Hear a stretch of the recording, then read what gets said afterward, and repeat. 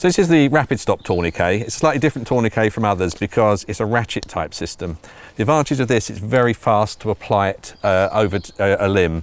Same techniques will work with tourniquets about where you physically put them on, but the advantage of this one is, as it's ratchet, it's a very small angle amount. You're not turning it 180 degrees round, so it makes it much faster to apply, and also you can make smaller adjustments, and you don't need to apply so much physical pressure because of the way this is geared, so it's very quick to get it onto the limb. So what I do now is pass it over to Ben. He's going to show you how quick it can be put on. So pop that round your upper leg.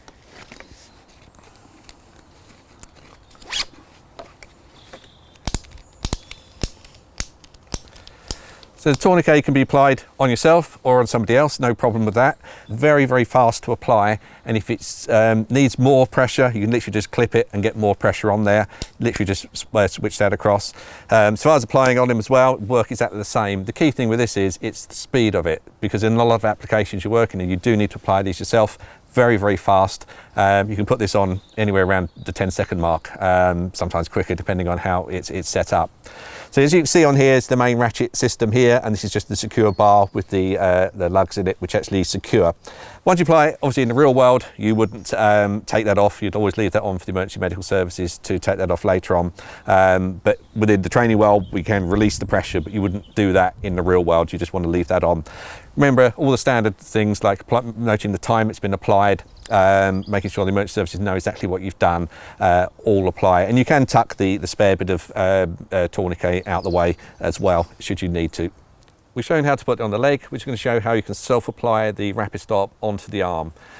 With this, rather than hook it over the limb, you can make a loop to start with, slide that up, and it's very, very quick to apply.